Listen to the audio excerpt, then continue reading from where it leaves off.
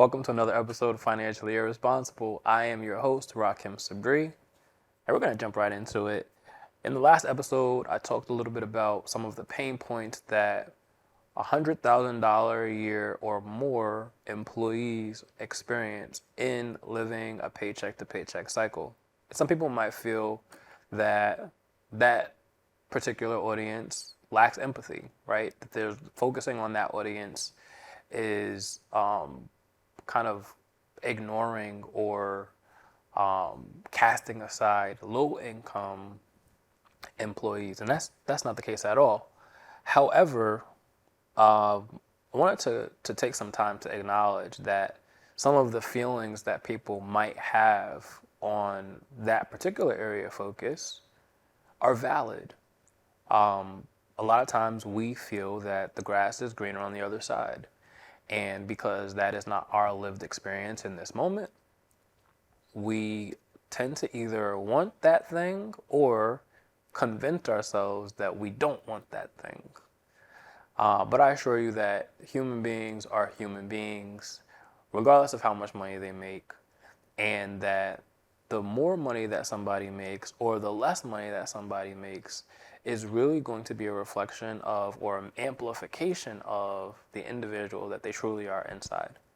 And so I'm encouraging the audience to give that particular demographic grace.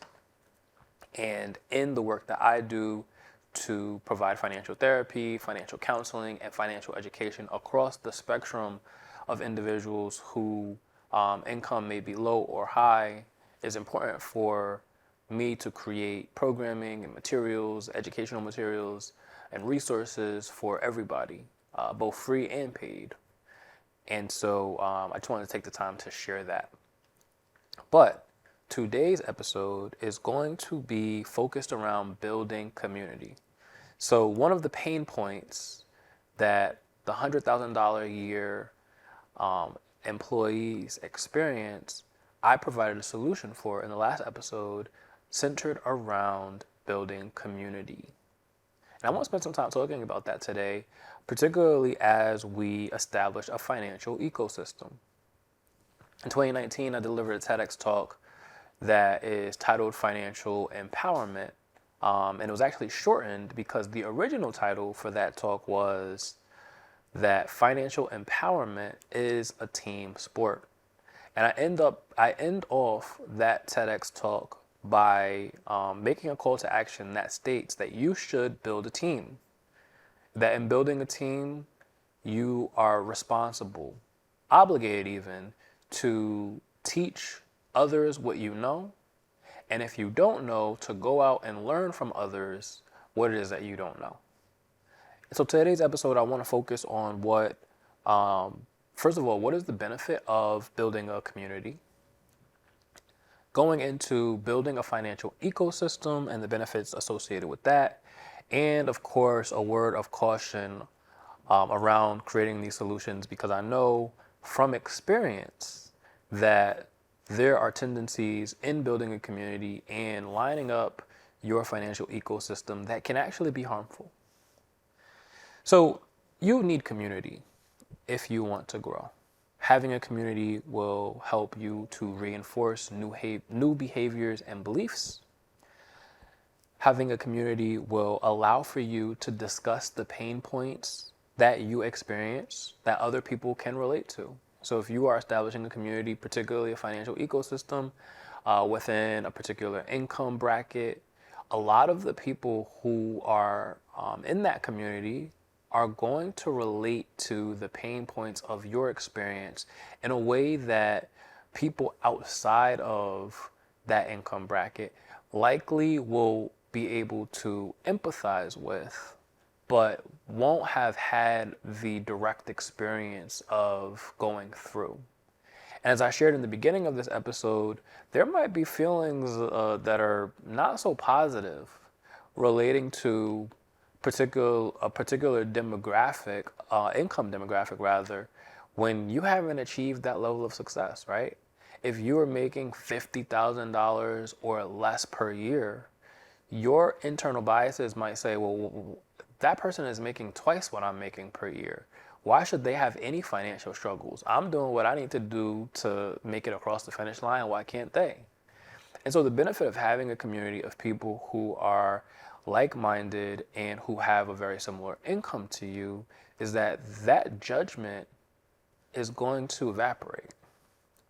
You can exchange ideas and learn best practices within that community without fear or guilt or anxiety coming in. And so the guilt and the shame associated with, I'm making all this money, but I'm still not doing the money thing right, kind of goes away because you meet other people who may not be doing the money thing right too. And lastly, the benefit of establishing or building community or joining a community that has been previously established is that you have a group of people who can celebrate your wins and who you can celebrate their wins with. So there's this mutual celebration of success once goals are accomplished within this community, assuming that the community is operating off of positive intentions, of course. And so how do you build a financial ecosystem or team? There are a lot of what is referred to as masterminds or mentorship programs out there that people are spending a lot of money to enter and to subscribe to, be a part of. And they get all the benefits of what it is that I shared around building community and more.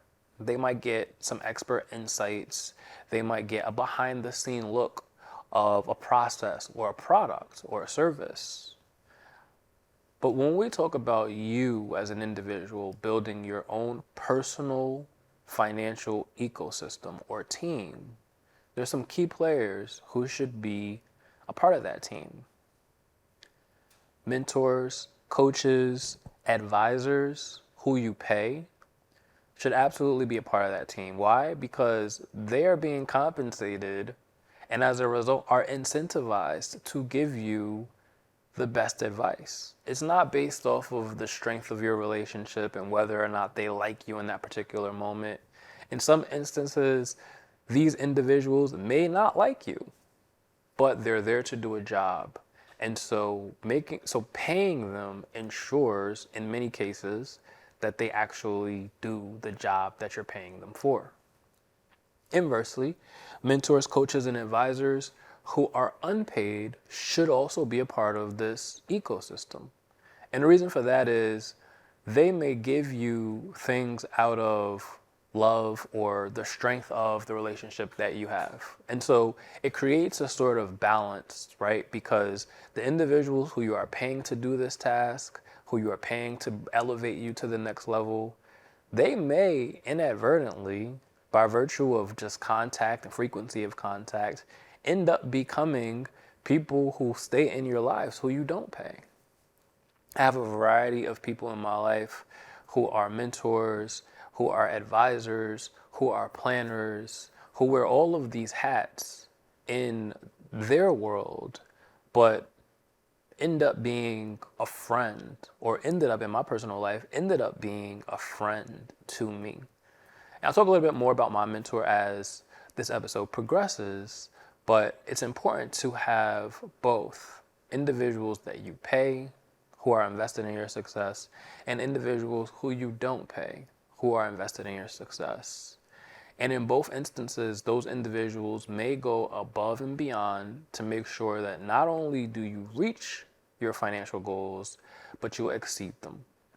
Another hidden benefit of working with somebody who is a mentor or a coach or an advisor who you pay or you don't pay is that they can help you address some of the limiting beliefs that you have around money by demonstration. So you might get insights into their world based off of the relationship that you're building with them. You might see certain lifestyle choices and certain access to rooms or experiences or products that you otherwise wouldn't see if that relationship weren't present. By having a mentor or a coach or an advisor who is paid or unpaid, they might give you some of the tricks of the trade that they employ in their own life outside of some of the textbook financial advice that a lot of times we see circulating on social media. Or They'll give you that textbook financial advice, but they'll provide the nuance of their experience that can help make that advice click for you in your unique situation. Networking with people at your level is also important. So as we're building out our financial ecosystem, we want to look at people who are above our level, who we can stretch up to accomplish goals that are similar to goals that they've accomplished. The best way to learn something is many times learning from somebody who actually have done the thing that you're looking to accomplish. But it's also important to congregate and fellowship with individuals who are at your level, because those individuals are going to push you and encourage you and hold you accountable to moving forward with them, because you guys are in the same playing field. So they're going to have an experience and they're going to share their experience with you. You're going to have an experience and you're going to share your experience with them. And as you guys are sharing these experiences, you might kind of create a sort of friendly competition around who can get to the finish line the fastest. But what is also a hidden bonus of establishing relationships with people who are at your level is that as you broaden your network and your experiences or the experiences of that network, you, by virtue of that relationship, get access to the wins and the successes and the rooms and the other people in that individual or individuals' networks as well. That's why I love going to conferences. Every year, I go to at least one conference, usually around 2 to 3 conferences. And in those environments, I'm surrounded by people who are at my level, who are above my level, and who might be beneath my level. And so it gives me an opportunity to give back by mentoring. It gives me an opportunity to fellowship with people who I've built relationships with, who I've watched grow, who have watched me grow, and gives me an opportunity to kind of exchange with them. And it gives me an opportunity to reach upwards and work with people or get exposure to people who have accomplished the things that I've wanted to accomplish, whether that be in the world of speaking, whether that be in the world of academia, whether that be in the world of advising, right? Like, I learn about the different aspects of the profession or the professions that we navigate in personal finance by getting around people who are actually doing the work.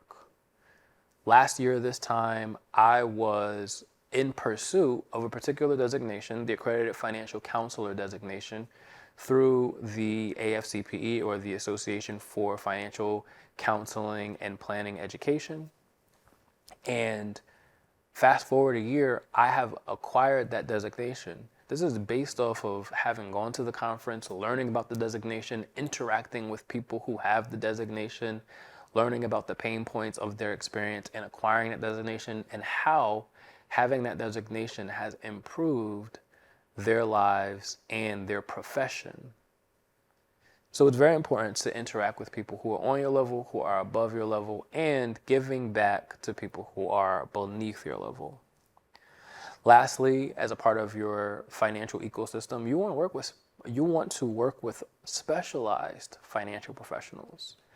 Those specialized financial professionals can include CPAs, EAs or enrolled agents, CFPs or certified financial planners, accredited financial counselors, financial therapists, financial psychologists, financial social workers. The list goes on and on and on.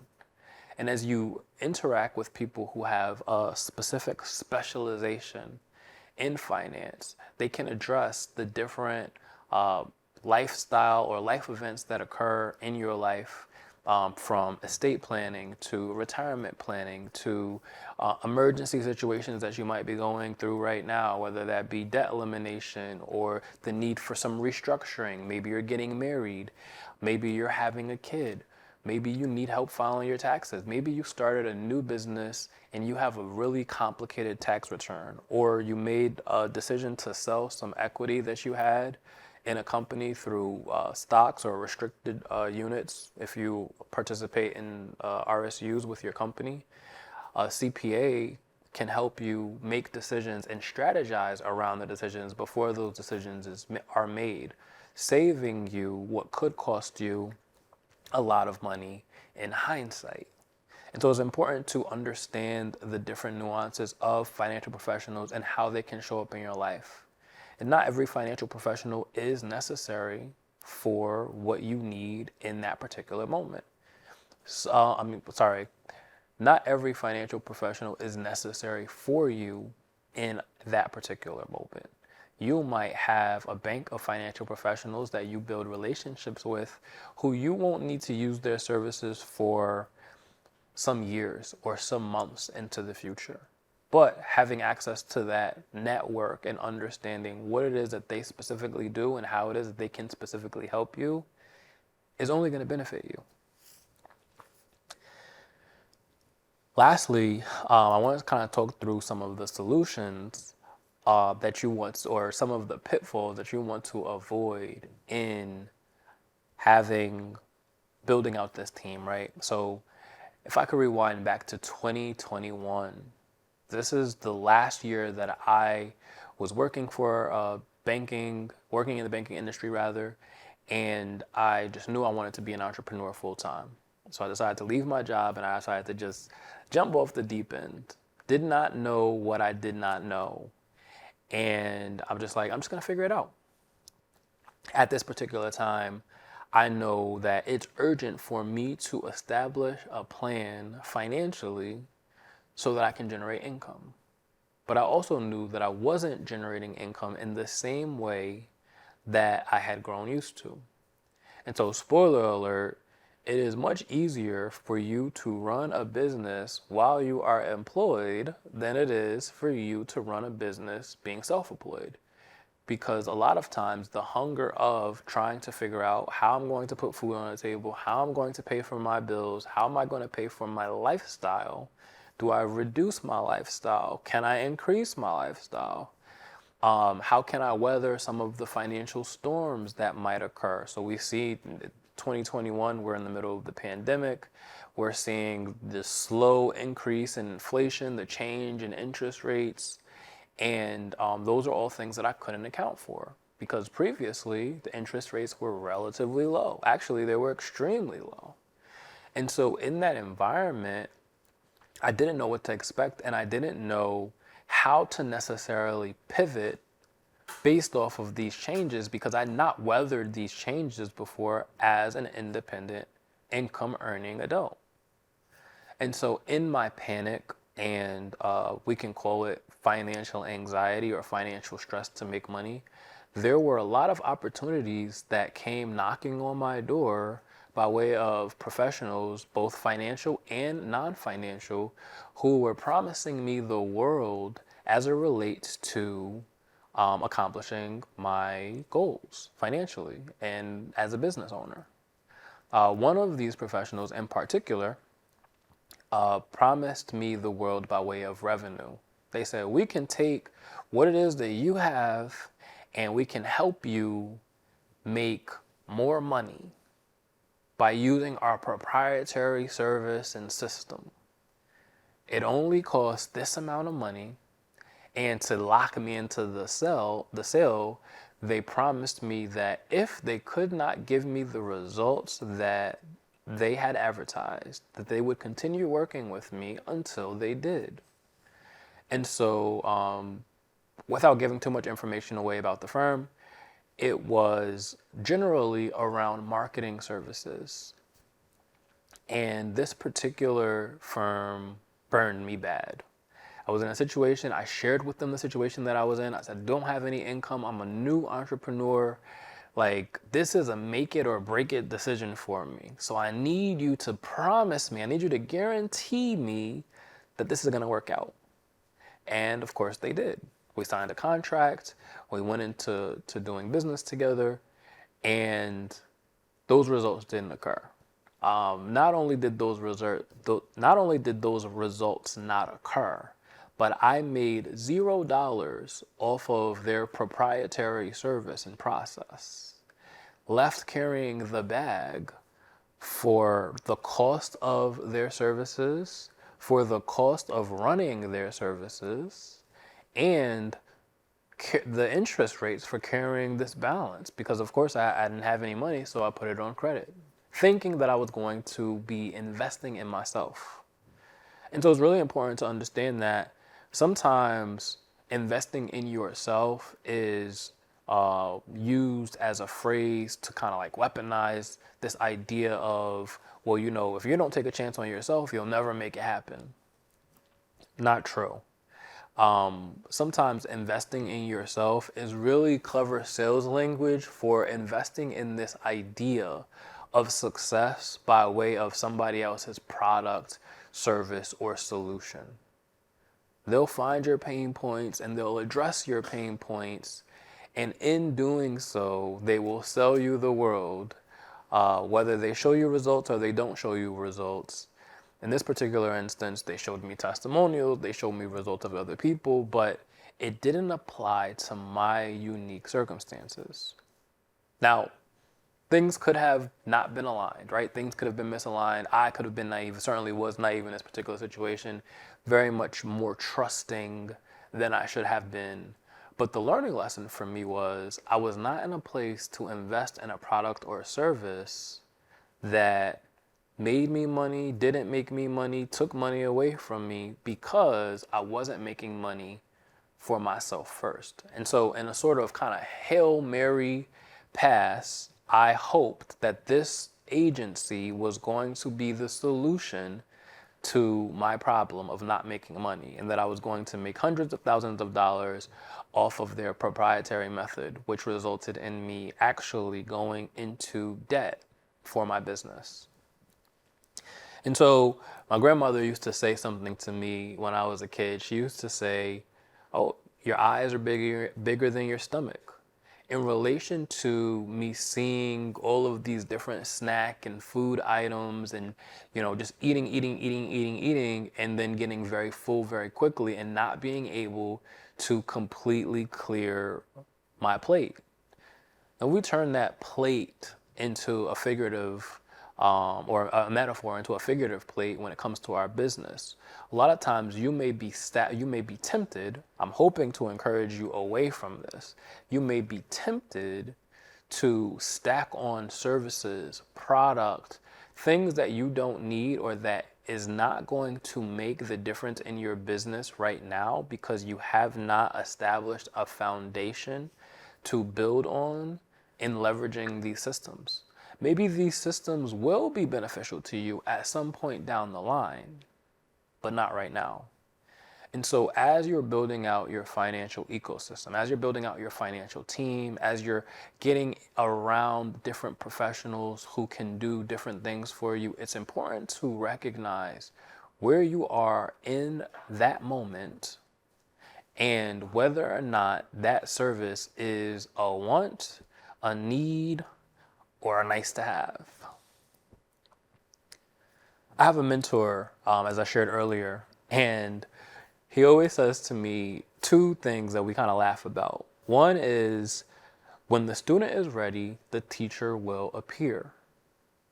Now, I've had this mentor for probably going on a year, right? We've established a really close friendship. We talk very often.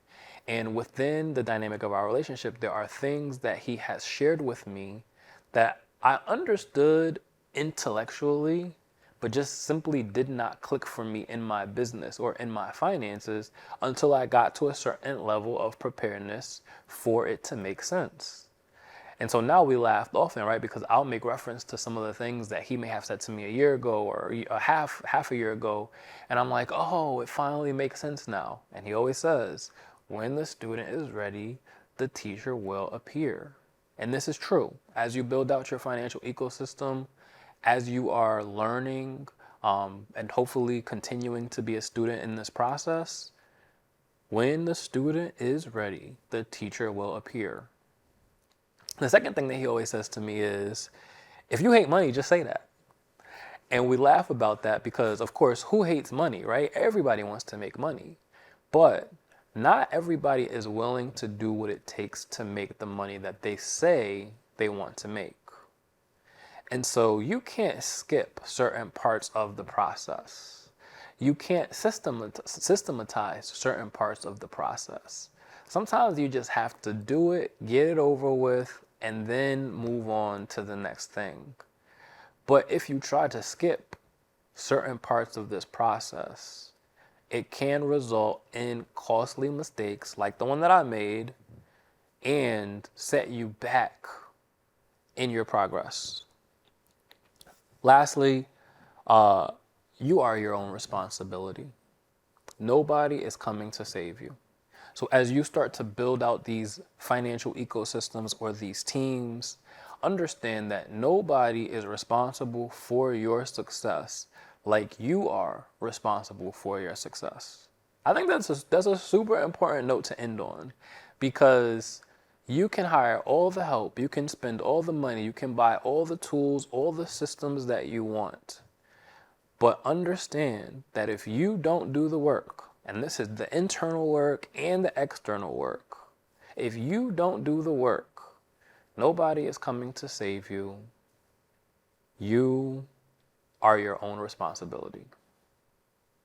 So this has been another fantastic episode of Financially Irresponsible. This is actually the season-ending episode, so I will see you guys hopefully in the next season.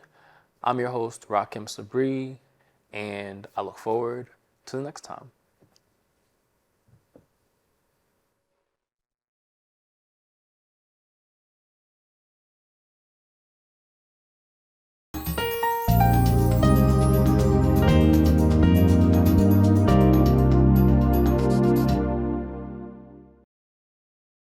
The Saybrook Fish House in Canton has been serving fresh seafood, chicken, and prime steaks for 40 years. Experience one of our 3 unique dining room settings, 2 with fireplaces, or relax in our cozy pub with a craft beer, wine by the glass, or specialty cocktail while enjoying a meal from our new lighter fare pub menu. Serving lunch and dinner Tuesday through Sunday. Reservations accepted for parties of 2 to 42. Gift cards always available. The Saybrook Fish House, nestled at the crossroads of routes 44, 202, and 179 in Canton.